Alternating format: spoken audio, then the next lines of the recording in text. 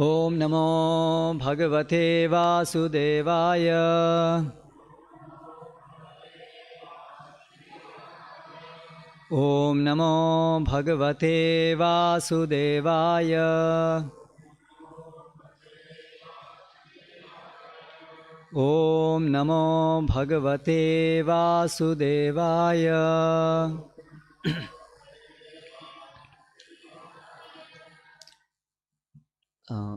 Will there be a translation? Pehle, so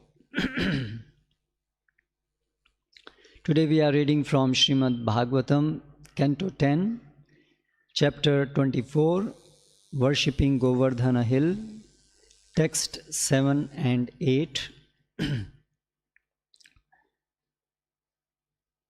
Seventh shlok does not have a purport, so I will read it myself first and then we will read together verse 8. Tatra tavat kriya yogo bhavatam kim vicharitaha athava laukikastanme prichata sadhu bhanyatam. Translation. Such being the case, this ritualistic endeavor of yours should be clearly explained to me.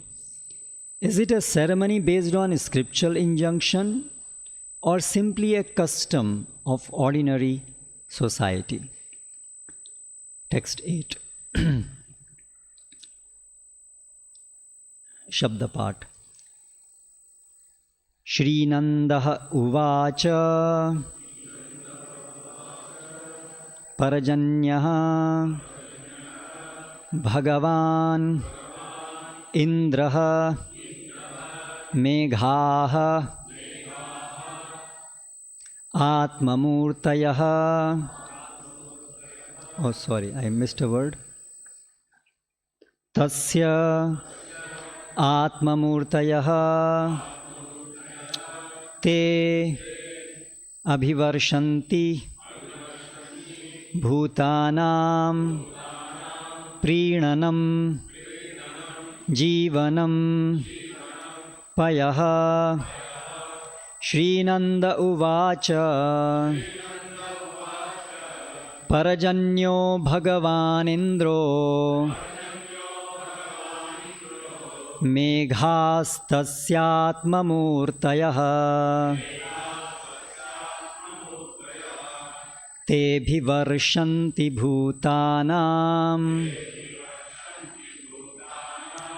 Prinanam jivanam payaha. Shrinanda uvacha Parajanyo Bhagavan Indro Meghastasyatmamurtayaha Te bhivarshanti bhutanam Prinanam jivanam payaha. Shrinanda uvacha Parajanyo Bhagavan Indro Meghastasyatmamurtayaha Te bhivarshanti bhutanam Prinanam jivanam payaha.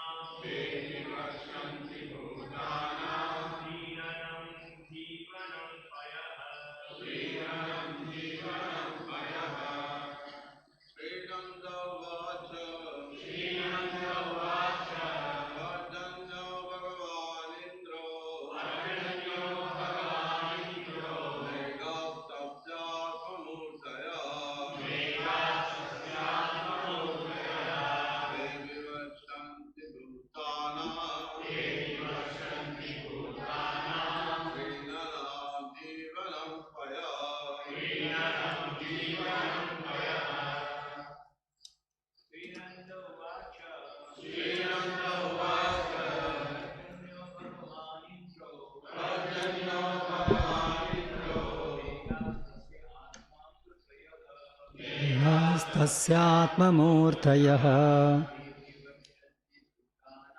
ते विवर्षन्ति भूतानाम्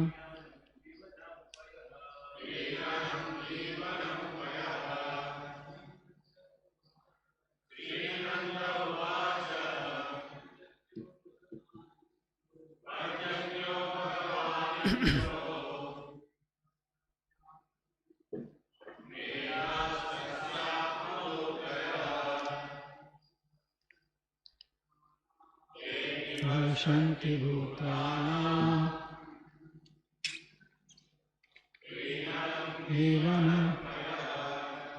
Mothers,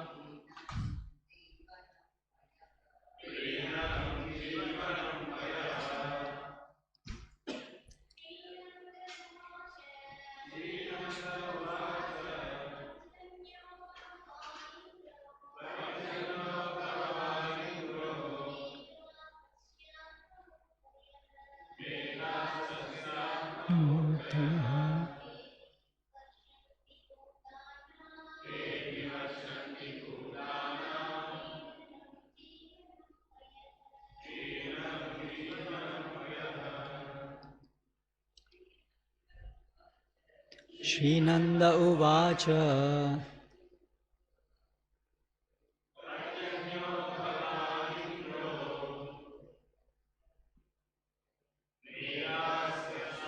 Murtayah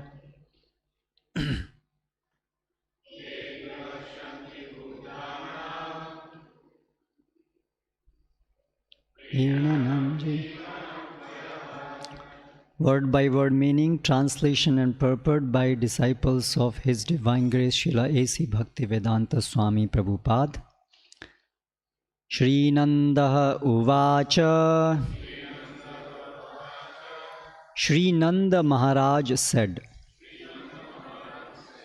Parajanyah, the rain, Bhagavan, the great Lord, Indraha, Indra, Meghaha, the clouds, Tasya, his, Atmamurtayah,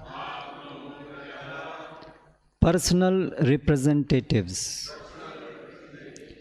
Te, they, Abhivarshanti,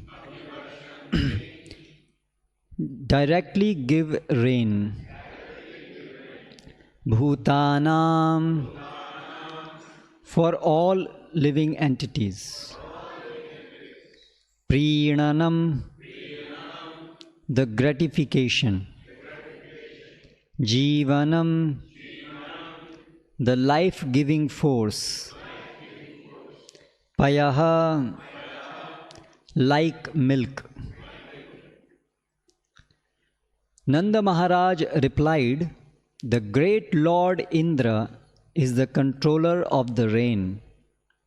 The clouds are his personal representatives, and they directly provide rainwater, which gives happiness and sustenance to all creatures. Purport: without clean rainwater, the earth could not possibly provide food or drink for anyone, nor could there be cleanliness. Thus, it would be difficult to overestimate the value of rain.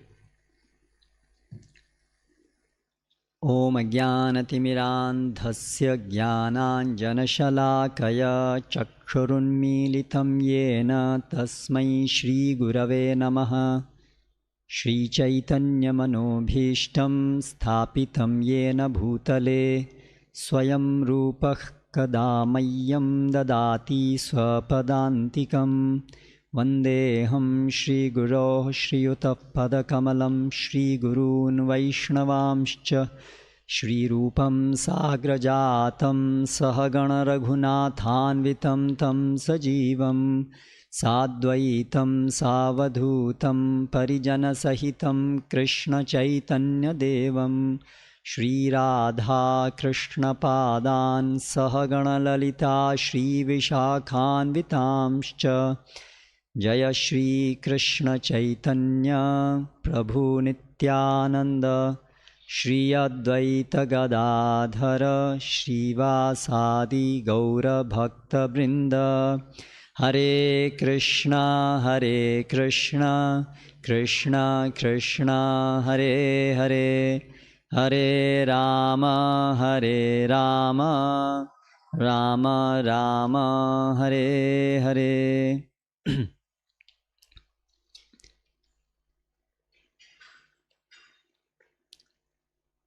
Krishna has presented to Nanda Baba his doubts about the preparations which were going on to worship Govardhana hill.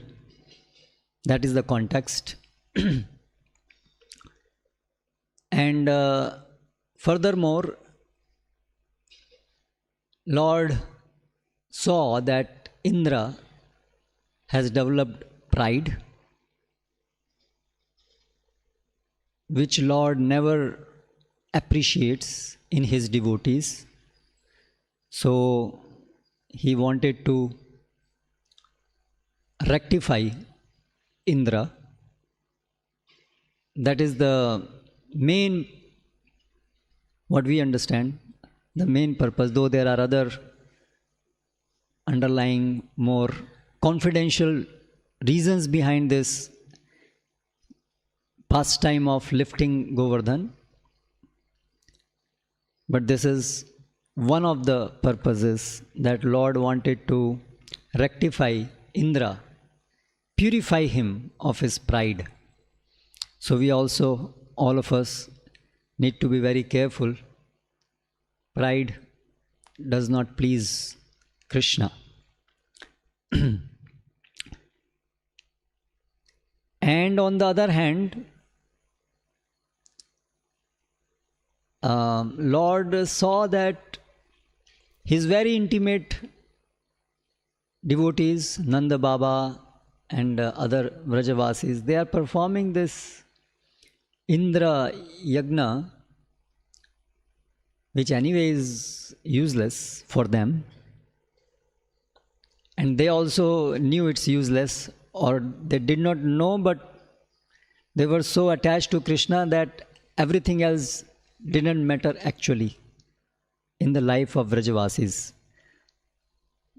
They were doing what others were doing, but internally their heart was in just in pleasing Krishna.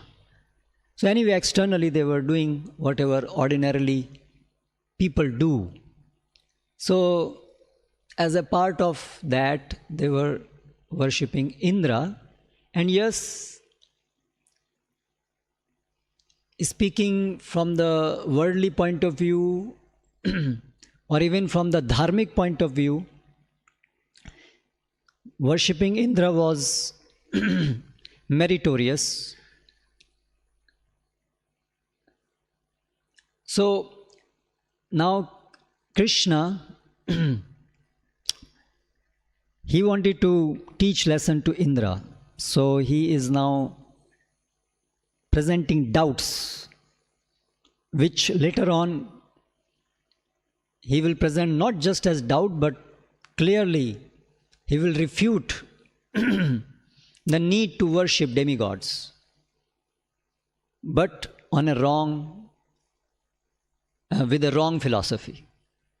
In Bhagavad Gita also, Lord Krishna refutes lower levels of dharma when Arjuna presented different doubts regarding why he should participate in this war, Mahabharata war. We should be compassionate. These are our relatives. Out of greed, we should not give up our dharma. We should not do violence. And if we enter into this war, then the consequences will be adharma. So many arguments Arjuna presented which were true. They constitute dharma, but still they were not actually exactly dharma. Dharma can be very tricky. Dharma moolam hi Bhagwan. Ultimately, if the central point of dharma to please Krishna is not there, then everything else which may appear to be dharma can actually be adharma, or can be a lower level of dharma which does not bring the most auspicious results for the soul. So in Bhagavad Gita, Lord Krishna refuted those arguments of Arjuna by bringing Arjuna to a higher level of understanding of dharma, which is sarva dharmana parityajya mam ekam sharanam vraja. In that light, everything else should be seen. Your performing fight or not should be seen in the light of surrendering to me.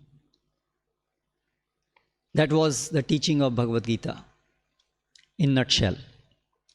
But here now Krishna is refuting, and before that, in Bhagavad Gita also Lord refuted worshipping demigods. Kamais tais taritajnana prapadyantyanya devataha. He said only those who are befooled by the material energy, they worship demigods. Mam ekam sharanam vraja. But actually you should only surrender to me. Here also Lord Krishna, in this Govardhan Leela, he is refuting demigod worship. What is the need to worship this Indra? But this time Lord is refuting worshipping demigod worship by citing a philosophy which is atheistic. So this is a tricky pastime, and this is what goes in Vrindavan. Everything is tricky there. Nothing is straight. So first he says, whatever you are going to do, the Kriya Yoga, is it based on scriptures? Is it a Vedic ritual that you are going to do? That means you should have very deeply pondered about what the scriptures say about doing it or not doing it and why it should be done. Have you pondered over all those things? If so, let me know. Athava, or otherwise, Laukikas, or is it Laukika Kriya? Vedic Kriya and Laukika Kriya. Vedic means which is ritualistic or religious, which involves worshipping gods or God, whose results are not seen, adrishta, immediately we cannot see. It will happen, we will get the results in the next life.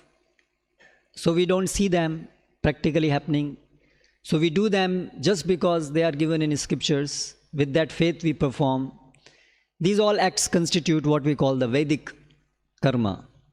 And then Laukika. Laukika are mundane, which are practiced in the material realm, which can be understood by logic, where the results can be seen.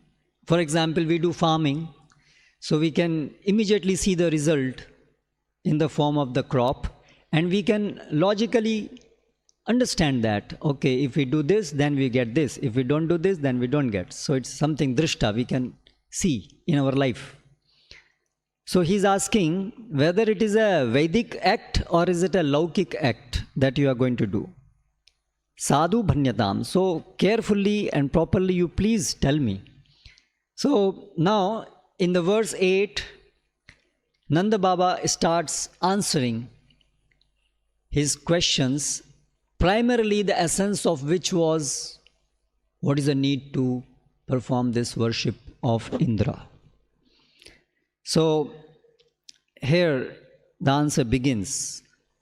Parajanyo Bhagavan Indro.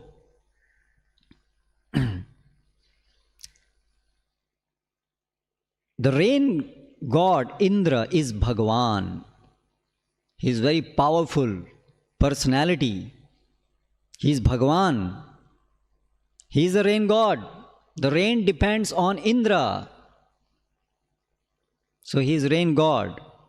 Ultimately rain depends on Indra. Yes, the sun also is involved, but rain depends on Indra. So Indra is the rain god. Meghas tasyatma murtayaha.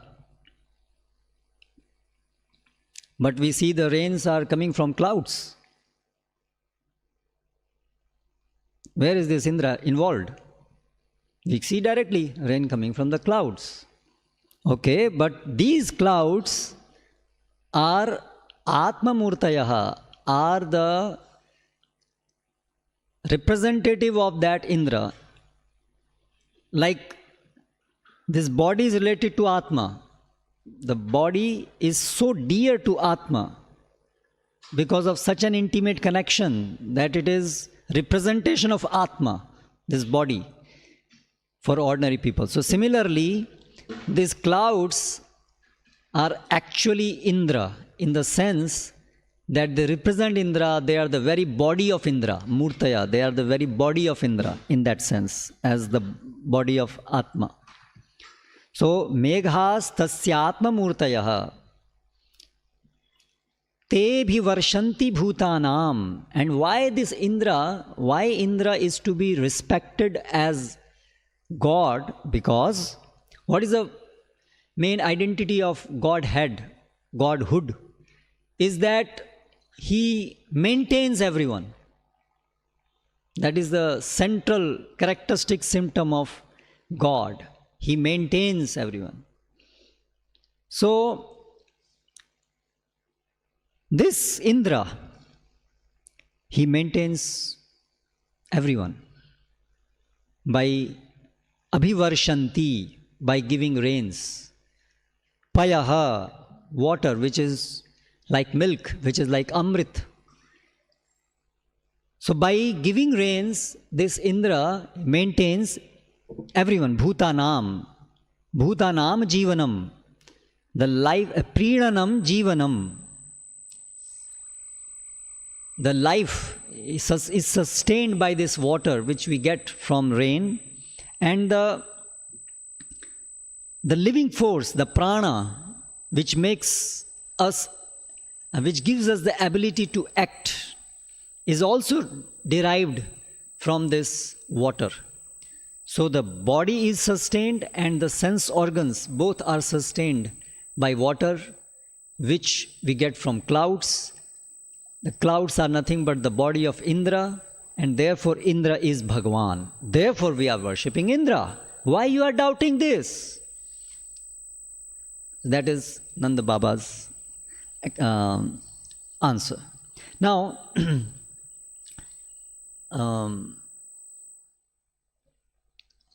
Krishna here is going to speak about the Karma-mīmāṁsā philosophy, which is actually very prominent form of philosophical understanding of many people today also. Though most of the people who are followers of this philosophy may not even know the name of this word, Karma-mīmāṁsā, but actually they follow that.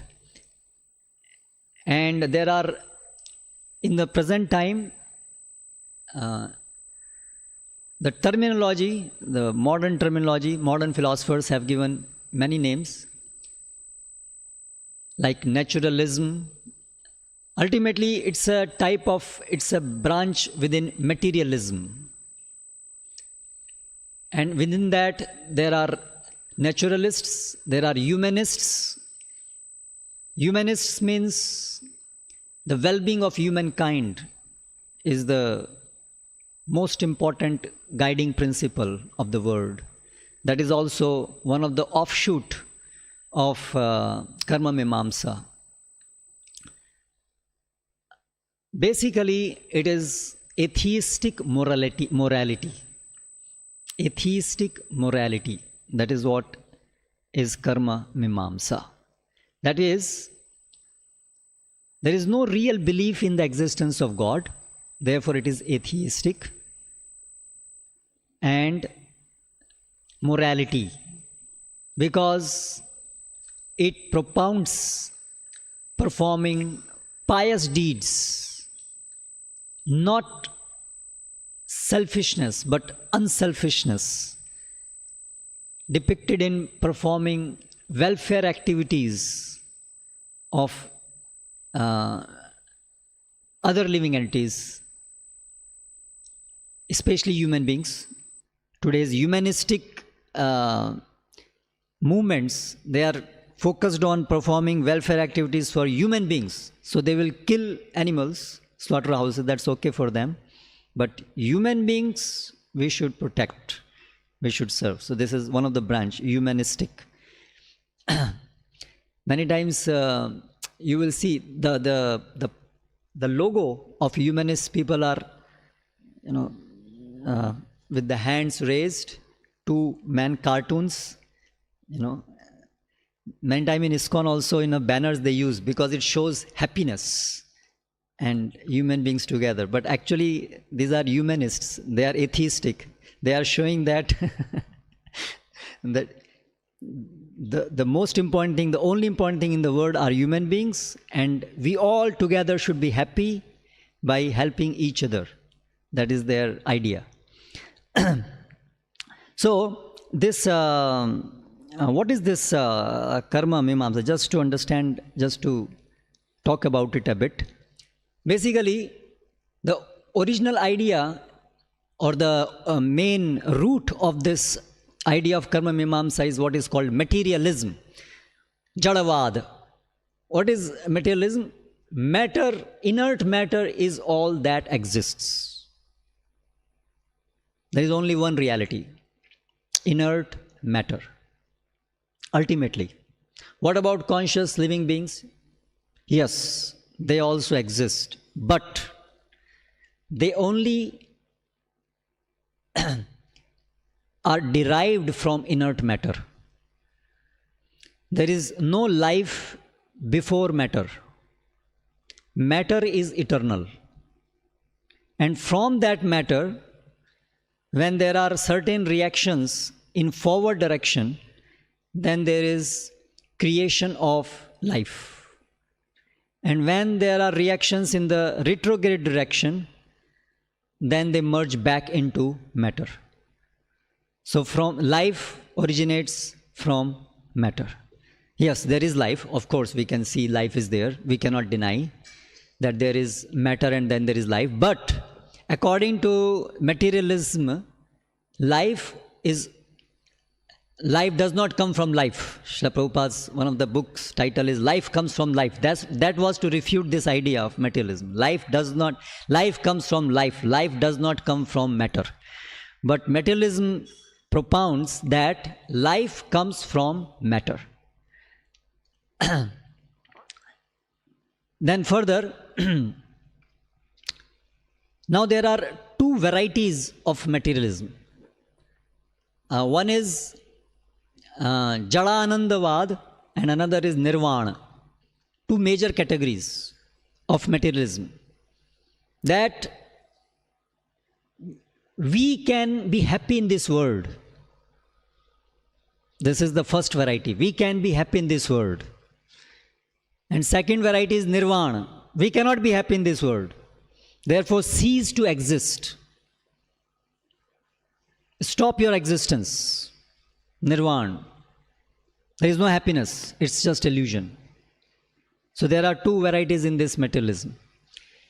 Among these two, the first one, that there is happiness in this world. Again, there are two divisions. One is called selfish and selfish materialism. Yes, there is happiness in this world, and for that, by hook or crook, you enjoy. Don't bother about anyone else. You are here to enjoy, and you enjoy by any means. This is in traditional time is what is called Charvak philosophy. This is the selfish materialism. So we are talking of materialism. Within that, two categories. Jadanandavad, yes, life, there is happiness in this material world. And second is, there is no happiness.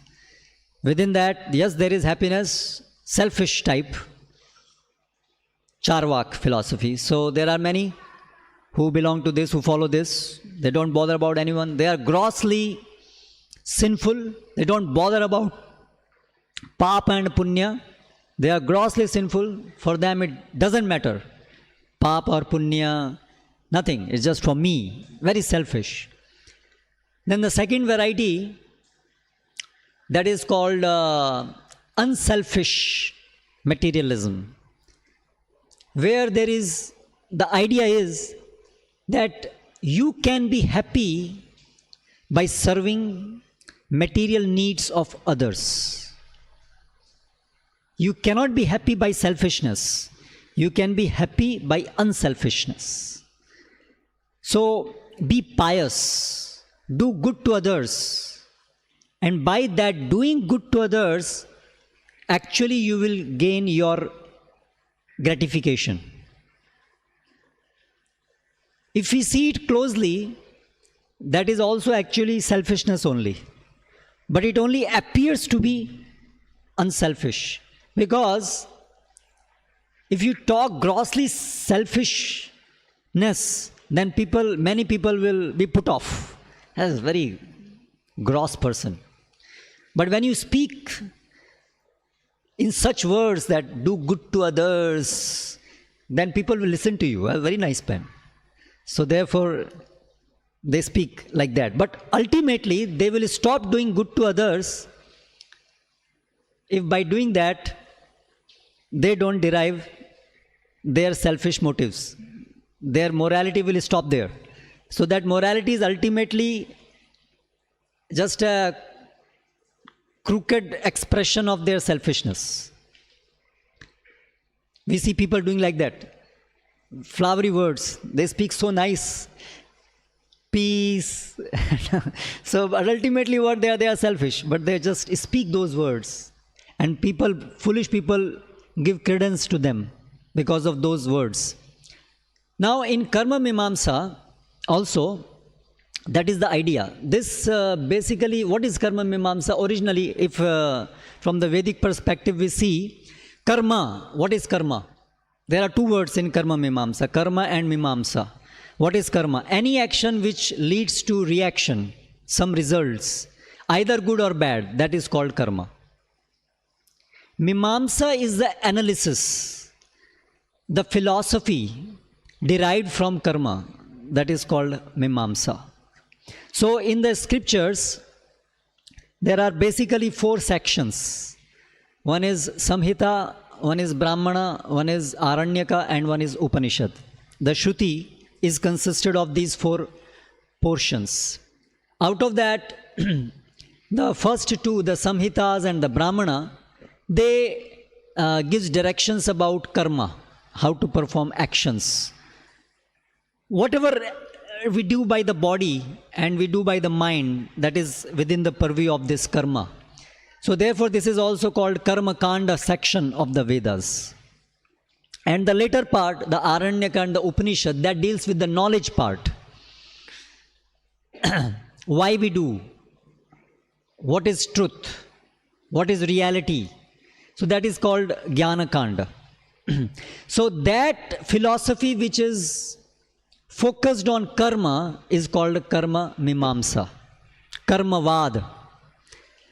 That is an endeavor to explain the whole Vedas. What is the ultimate message of Vedas? When explained from the perspective of karma, that is what is called Karma-mīmāṁsā. The explanation of the Vedas with predominance given to karma, that is Karma-mīmāṁsā. And that is also called Purva-mīmāṁsā. Because there is another explanation of the Vedas which focuses on the Jnana part of the Vedas, the Jnana Khanda of the Vedas, the explanation of the Vedas, the philosophy of life, the philosophy of action, everything explained with focus on the Jnana Khanda part of the Vedas, that is called Uttar-mīmāṁsā or Vedanta. So these are the philosophy of Vedas, philosophy of life. So Karma-mīmāṁsā philosophy was given by Jaimini. Jaimini was the student of Vedavyas. Actually, the philosophy which Jaimini gave is the real philosophy, is the correct part. It's the proper explanation of what is karma and what is the purpose of doing karma. It ultimately leads to bhakti. It ultimately leads to bhakti.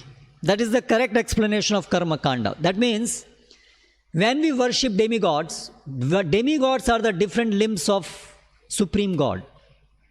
When we worship demigods, and there are demigods, there are personalities, demigods. Indra exists, Chandra exists, they exist. And when we worship them, by their grace, we will be able to fulfill our material needs.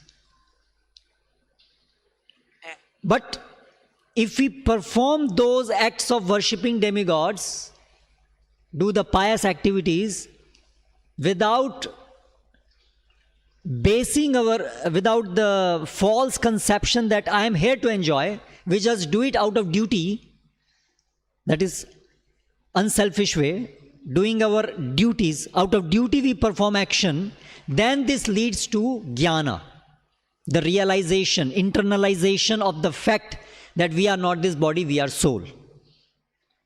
Karma akhilam parthe jnane parisamapyate. All the action leads to development of knowledge. That is the real import of performing action, karma kanda. Therefore, na tat karma dharmaya na viragaya kalpate. That shloka is there in Bhagavatam. Na tirtha pada sevayai jivanapi mrito hi saha. This is the gradation of one should not act if it is not religious. Na yat karma dharmaya. That karma which is not religious should not be performed. Na viragaya. Dharma, if it does not lead to viraga, vairagya, the knowledge that we are not this body, we are soul, then that dharma is useless. Further, na tirtha pada sevayai. If the jnana, if the knowledge that we are not this body, we are soul, does not lead to the further understanding that we are servant of Krishna and thus servant of Krishna, then that knowledge is useless. Na tirtha pada sevayai jivanapi mrito hi saha. If a person does not ultimately come to this point that we are servant of Krishna, then his whole endeavor, his whole life is useless. Whether he performed dharma or vairagya, whatever it is. So that is the natural gradation of consciousness. If one follows Vedas, Karma Kanda, Jnana Kanda properly, ultimately it should lead us to this point of surrendering to Krishna. That is why Krishna has given Karma Kanda in the Vedas. That is the real import of having it. Sugar-coated medicine. But different philosophers, different people, because of their constricted consciousness, because of their inimical attitude towards the Supreme Personality, they interpret Vedas and Vedic teachings in their own ways. Jaimini did not do that. But what happened in 500 BC, this Karma Kanda philosophy was misused by Karma-mīmāṁsakas, and they promoted killing animals for sacrifices, and therefore at that time it was superseded by Buddhism.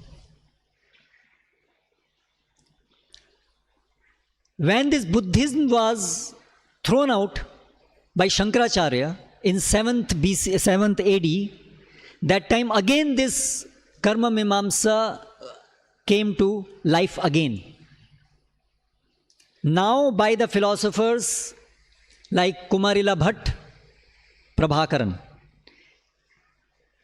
That Karma-mīmāṁsā which they taught, they used the name Jaimini only because Jaimini was the original propounder of Karma-mīmāṁsā, but they left out God from that explanation. So what we get today, it was always present, but what we get by the name Karma-mīmāṁsā is that philosophy of karma where there is no real existence of God. So what does this Karma-mīmāṁsā states? Karma is everything. In Hindi there is a very common saying, karma hi puja hai. You would have heard it many times, commonly. Karma hi puja hai. Tamil version of it, you must be having. Action is everything. Karma hi puja hai. The worship is action. Action is worship. Correct? Yeah. Work is God. Action is God. Work is worship. Correct. Work is worship. Work is worship. That is Karma-mīmāṁsā. Work is worship. Why do you go to temple? Just do good work. That will bring auspiciousness to you. Everything, whatever you need, you will get by doing proper work. What you will get by going to temple? See how common it is. This is what Karma-mīmāṁsā is. Because the idea is Chodana Lakshana Dharmaha. That is the second aphorism of Jaimini Karma-mīmāṁsā. Chodana Lakshana Dharma. Pious deeds result in development of an abstract energy which is technically called apurva, which gives the result of action. God is not the giver of results. We don't depend on God or gods for the results of our action. Rather, it is a material energy. Matter, inert matter itself has its own properties. And by the dint of those inherent property in matter, we get the result of action, even in the afterlife. So where is the God? There is no need of God. There is no supernatural person involved in giving the reactions of our action. There is no such person. So it's useless waste of time and energy to worship God or gods. That is the simple message of Karma-mīmāṁsā. But then we see that Jaimini and these Karma-mīmāṁsakas, they talk about God. They talk about God. Then why do they talk about God? If you say there is no God, if you really tell this philosophy blunt, there is no God, actually according to real Karma-mīmāṁsā, there is no afterlife. There is no second life. It's just matter, it's just here. That is actually what it means. But what happens by evolution of consciousness, those who are born as human beings, they have a natural belief in God. We cannot deny that. Anybody who is born as human being, he will naturally have a belief in God. The very concept of God is only in amongst human beings. And though we may have debate whether God exists or not exists, but this debate is only in human society. This debate is not there in animal society. So that concept is there only possible amongst the human beings, and actually, naturally all human beings have natural inclination to accept God. Only if they are not trained, if they are badly trained from childhood, or at any point of time they come across atheists or kutarka, bad logic, then people turn atheists. Otherwise, naturally, human beings have belief in God. So, the Karma-mīmāṁsakas, if they say there is no God, there is no afterlife, people will not take it rightly. And they will reject them, they will not take it. So, therefore, as a trick, they say there is, God is there. Therefore, Krishna will say, Chet, okay, even if there is God, he also depends on karma. That is a roundabout way of telling there is no God. Even if there is God, first you have to do action. Then only God can give result of those action. If you don't perform action, then the God also cannot give reaction, results of those actions. Therefore, what is the point? God? God is also dependent on action if he exists. So this is how the Karma-mīmāṁsakas, actually they don't believe in God, but they, to gain preponderance. Now, many Smarta Brahmanas, in South we can especially talk about Smarta Brahmanas because there is some culture existing here still. In North India it's all mostly gone. They accept themselves as followers of Karma-mīmāṁsakas, Jaimini Karma-mīmāṁsakas. And if you talk to them, they will talk like, yes, by God's mercy only we can get everything, isn't it? They very much believe in, they very much accept God's mercy, So what is happening is, because they have their natural inclination to accept God, though they align themselves with Karma-mīmāṁsakas, but actually they don't even know what exactly is Karma-mīmāṁsā. If they knew, they will not follow that. This is similar with Advaitins, Advaitavadis. According to Advaita, there is no soul even. I mean, it's all one, correct? There are no individual souls. What to talk about God? There are no individual souls. I spoke with Murli in the very early days. So I told him, this Advaita, because he's from... So, this is what Shankaracharya said. He said, really? But in every one of us, they accept, yes, there is soul and yes, God is there. So actually because there is a natural inclination in all the human beings to accept God, all these other philosophies, they superficially, they take those philosophies, but ultimately it boils down to coming back to the natural inclination that God exists. But because of this misinformation, they don't naturally come up to devotion because of these bad philosophies, but the belief in God is not easily terminated.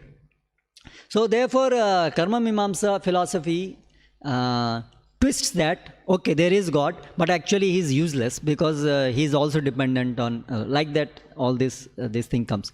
So here the main point is that so many wrong ideas, they float even based on scriptures, and they are rampant in the society, and therefore we should be very careful in purging ourselves from all those wrong notions. Otherwise we may also get influenced by those wrong ideas, and our surrendering to Krishna will get affected badly by that. So there is a great need of regularly studying Srila Prabhupada books, because we cannot take it for granted that just because we are chanting, we are coming to temple, therefore we are free from all these wrong ideas.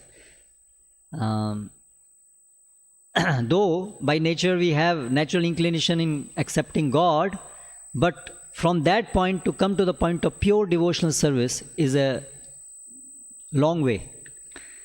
There are mixed devotional services and so many other wrong ideas which we can be affected by. So therefore, there is in the sadhana, this regular hearing of the right philosophy, what is right, and also to the extent that we can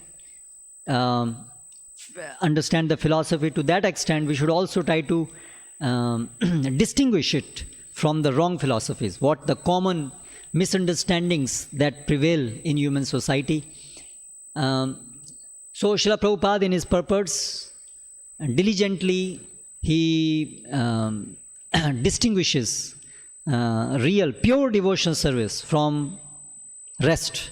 Shruti, Smriti, Purana, Adi, Pancharatriki, Vidhim Bina, Aikantiki, Harer Bhakti, Utpata eva kalpate. Therefore, it is said that all those other ideas, Aikantiki, Harer Bhakti, that's very interesting. Shruti, Smriti, Purana, Adi, Pancharatriki, Vidhim Bina, Aikantiki, Harer Bhakti. How can there be Hari Bhakti which is not based on Shruti, Smriti? Hari Bhakti, it is Hari Bhakti. Yes, there can be Hari Bhakti which is not based on Shruti and Smriti and Purana. There can be Bhakti which is not based on Shastra. It is concocted. It is concocted. So many such ideas they float. Therefore, we have to be situated in Siddhanta, Shastra Siddhanta very properly. Otherwise, we may be thinking, yes, we are followers of Sanatan Dharma. We accept Bhagavad Gita, all the Hindus. Yes, Bhagavad Gita, it's there in our home. We have it, we follow it. But they don't follow it. They actually do completely opposite to what is written there. This is because Siddhanta they don't know. Therefore, Siddhanta boliya chitte na kara alas, yaha hoite Krishna lage suddrida manas. We should diligently try to understand Siddhanta. Because of that, we will be able to develop our devotion to Krishna. So with these words, I will end here. Hare Krishna, Krishna Krishna, Hare Hare, Hare Rama, Rama Rama, Hare. If there is any question or any comment.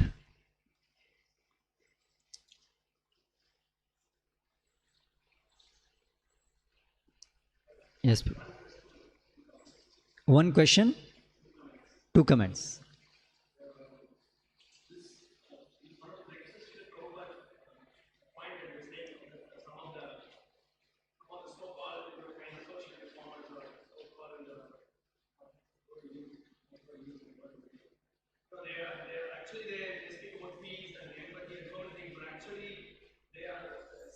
Yeah. Yes. Yeah. Yeah. Yeah.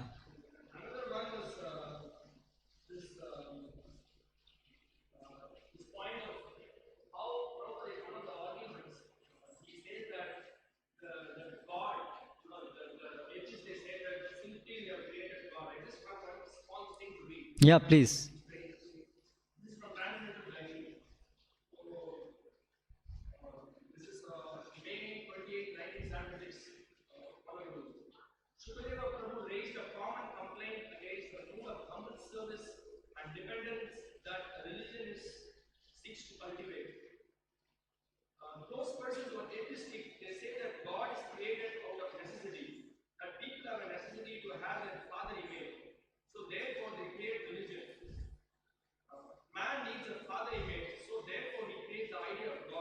Yeah. They say that because people are feeling this necessity, it is a crutch. Prabhupada turned the argument on its head, offering a simple but practical example as to why the feeling of necessity is actually a symptom of advanced life. No. Necessity means there is. Otherwise, why necessity? When you feel hungry, the necessity of food is there. The necessity of light, the sun is there. You mean, Srila Prabhupada, in order to conceive of something, a thing must be there? Sukadeva asked. There is no conceived necessity. You require it, just like when you are hungry, you require food. It is there. The eyes want to see, therefore the object of seeing is there. The hand wants to touch, so the object of touching is there. The nose wants to smell, the object of smell is there. So as soon as you feel necessity, the thing is there. So they say that necessity should not be God, Sukadeva said, but that it should be transferred to man.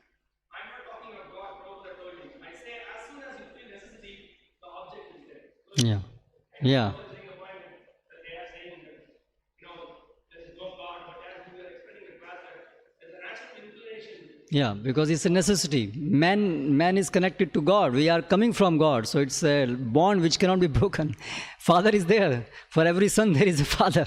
How can you remove the father from son? Yeah. And so one posted at the beginning of the class, he said that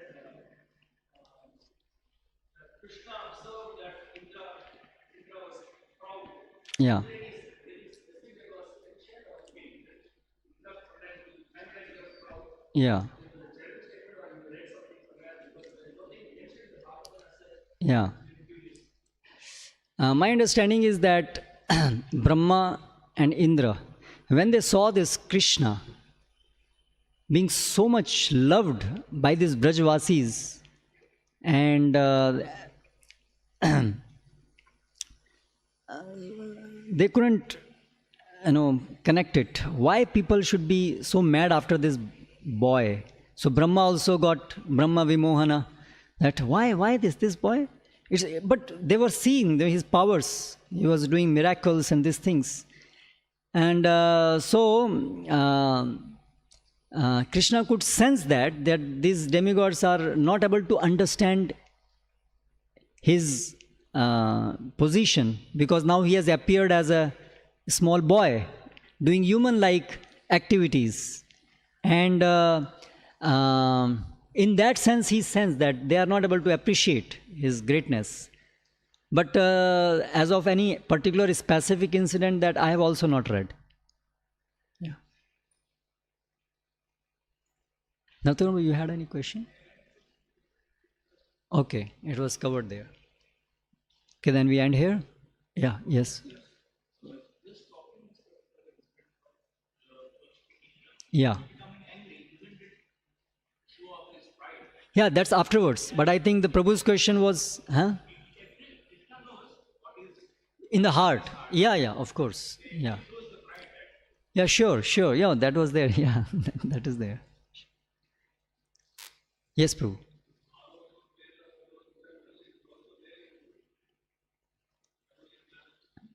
Huh? That only. Yeah. So, okay, many times you pashyanapi na pashyati. You may be reading, but many times we read, we should not be proud, and we are full of proud. So, so similarly, Indra, yeah, that Indra was very bad. Yeah, it was very bad. He did that, and you can be doing the same thing again.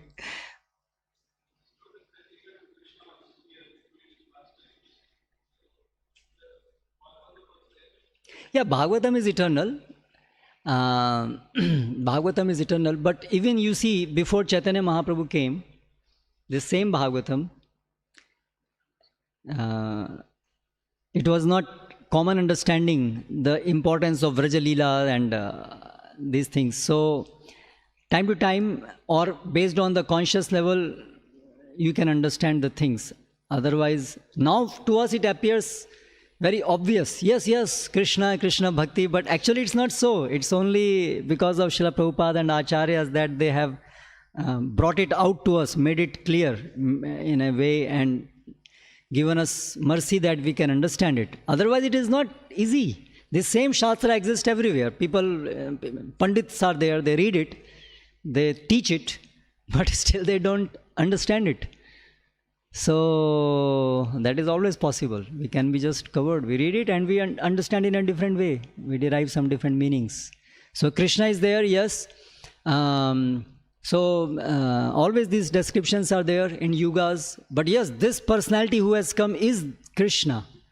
To understand that.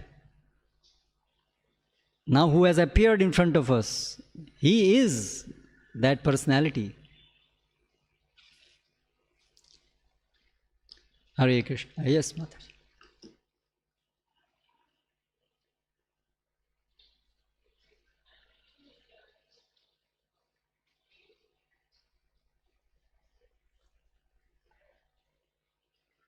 Sorry, Mataji, I am not able to hear you.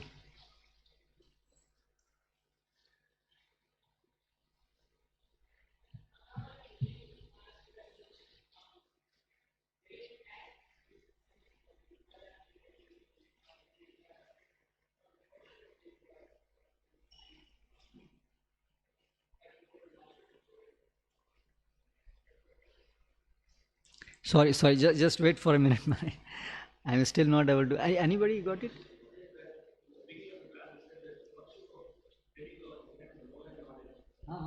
Okay. Okay. Please speak in the mic. Vedic and Laukik. I think that's what you are referring to. Vedic and Laukik. Okay. I'm sorry, what? Vedic and what else? Laukik. Vedic. Laukik is worldly. Okay. Laukik, that is worldly. And Vedic is scriptural or transcendental. Okay. Then you had mentioned, you said 300 BCE or BC was when the Karma-mīmāṁsā philosophy was misused, which was like Buddhism. And then you said something about 700 BC. 7th AD, in the 7th century. Okay. Then Shankaracharya, he refuted Buddhism, drove it out of India. And before that, in 500 BC, Buddhism arose with Ashoka empire. Till then, by that time, the philosophy of Karma-mīmāṁsā was the predominant philosophy. But then Buddhism, they defeated Nirvana. No, there is no happiness here. You are fools. You are talking of happiness by pious deeds. There is no happiness here. Forget about it. Nirvana. So that's happened. Okay. And then you had said, I missed it. It was karma hi something. Karma hi puja hai. Work is worship. That's the slogan, common slogan given by those who follow such ideas. Work is worship. That's all what you need. There is no other need of a worship of a person. Okay. And then almost to the last of, and you had said something along the lines of even if there is God, if like it was if there's God, even if there is God, he is dependent on action. Yeah. He cannot reward results if we don't perform action. So therefore, what is the point of worshipping him even if he exists? You do your work properly and you will get the result, whether you worship God or not worship God. So what is the point in worshipping God? That's the idea. And then the very last of class, you were saying that Advaita, what else? What are they called? Advaitins, the many Brahmanas or people, they align themselves to this philosophy called Advaitavad. Advaitavad is the monism, monistic philosophy. But if we go in depth, we discuss with them, they actually also believe in God and soul. But according to the strict Advaitavad, there is no soul, there is no individual soul. There is no God whatsoever. There is no possibility of that.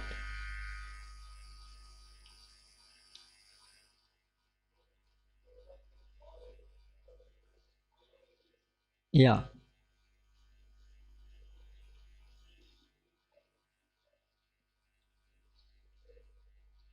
Because it is known by Karma-mīmāṁsā. So it's the, like Sankhya. So there is original Sankhya, but then there is another Sankhya which is a misinterpretation of that.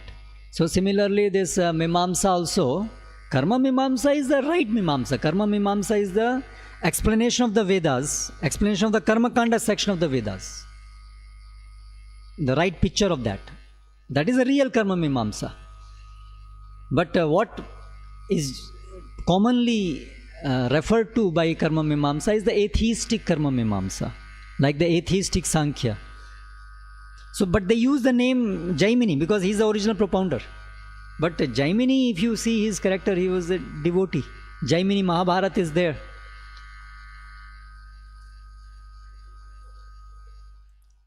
Ultimately you see Nyaya, they all are important parts of understanding Vedas, Shadangas. But the philosophy using the Nyaya, prevalent, is atheistic. Nyaya has an important role. Nyaya and all this philosophy, they have, their original thing is the correct one.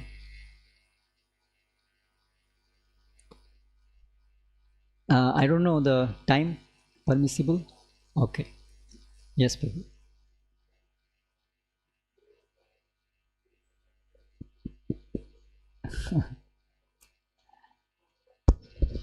Every soul can become a pure devotee. Because you mentioned that Mīmāṁsā, then he develops jnana. Now, is he developing or something is jnana is given to him? Because as this Srimad Bhagavatam comes, because of Parikshit getting upset with Brahmana, he knows very well, but he reacted.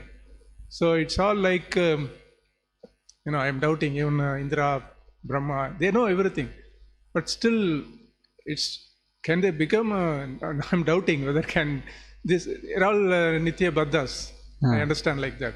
So can they become a pure devotee? Is it possible, or only Lord has to give him that? Is it to become a pure devotee, or how it is possible? I'm not able to get it. No, what is the contradiction? Yes, they can become, but they cannot become on their own. They will need God's mercy. On their own, they cannot. Yes, but they can. And that's why Shastras are there. If there had been no possibility of that, then it will be useless to speak of that in scripture.